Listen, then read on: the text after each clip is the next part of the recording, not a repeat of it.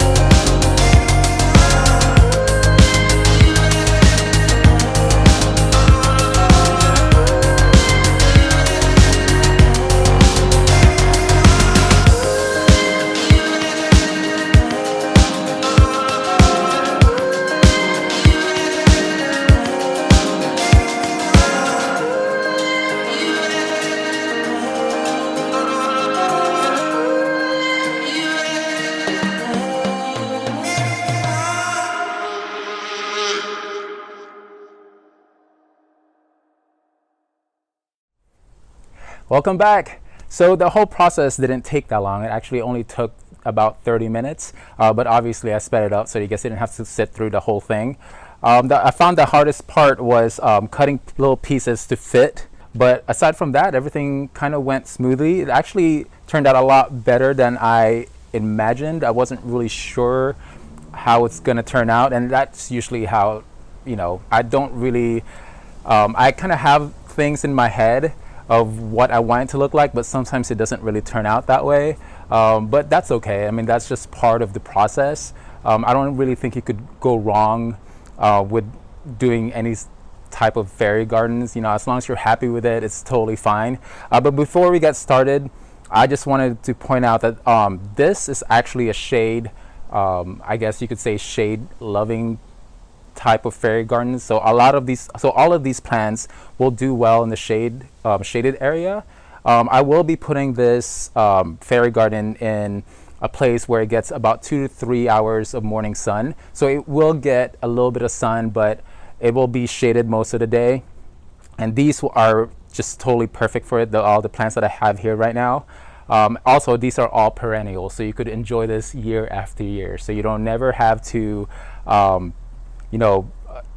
redo it or take plants out and have to replace plants in. This is a type of fairy garden that's just so easy. Once you do it, you could enjoy it for, I don't know, every season if you wanted to. You probably have to just, clip, maintain the Scotch moss and all that stuff. But yeah, it's a pretty low maintenance fairy garden. So I wanted to create a fairy garden because I wanted to create a scenery for this cute little guy right here that I actually sculpted last year when I was learning how to sculpt. This is the fairy version of Coda, which is one of our puppies. He's our red-haired Irish Terrier, and that's actually his fur that I'm using as hair. And I just think it's so cute. So I wanted to create kind of a scenery where it looked like he was walking through the forest to look for his friends, his other fairy friends, or hunting for food, or just, I don't know, just hanging out in the forest somewhere. So the very first plant that I put down is called Baby Tears. It's a ground cover. There's actually 3 ground covers here that I use, one being the Baby Tears, and I just think it's perfect for fairy gardens. It has small leaves. It grows very compact. It doesn't grow that tall. It only grows about 5 inches tall, and you could always shear it back and to keep it lower on the ground, and it grows about 9 to 12 inches in width. The second ground cover that I use is Scotch moss, which I'm a huge fan of, especially for fairy gardens, because it just brings this amazing bright lime green coloration to it, and it looks like grass. So it's just perfect for fairy gardens, and it's versatile. It can take a little bit of sun. It does need to be protected from afternoon sun, but it definitely can take partial sun to full shade. So yeah, it's just one of those amazing versatile plants that you could use for fairy gardens. The third ground cover that I use is called the Viola Banksii, and it's native to Australia. It's got this creeping habit, and it grows this amazing, beautiful orchid-like, dainty flowers that I really, really love. And I really wanted, to use a little bit of, I don't really have a lot of plants here that flower, so I wanted to put one that actually does flower, and I just think it would be so perfect for this arrangement right here. For pop of color, I decided to use this OXALIS PLUM Crazy, which has this amazing variegation. It's got this dark purple and pink variegation, and next to the bright green Scotch moss, I just think it just pops. It also puts out these amazing, beautiful, bright yellow flowers, which I really love. So I'm hoping it just takes over this whole front right here. And then I have 2 miniature hostas, which I didn't even know existed. I didn't know they make them miniature. The first hosta here is called HOSTA Miniskirt. It's a flirty miniature hosta, and it only grows to be 5 inches tall and 13 inches wide, which is perfect for small containers or fairy gardens. It's got these great blue, green, and yellow variegation, and it's hardy through zones 3 and 9. The second mini hosta that I have is called a blue mouse ears hosta. Again, it's also a miniature hosta, and it's just as cute as its name. And it only grows about 6 inches tall to 11 inches wide, and the flowers attracts hummingbirds.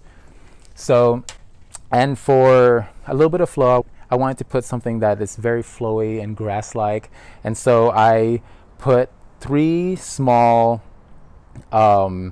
Mexican feather grass, which actually is supposed to be full sun. So typically you would want to grow them in full sun if you want to grow them like lush and huge, but they will do okay in shaded areas. They just won't grow as big and lush, which is perfect. It's exactly how we want them. All right, guys, well, thank you guys again for watching, and I hope you guys enjoyed that video. And if you guys did, please consider subscribing and liking the video, and I will see you guys in the next one. Bye.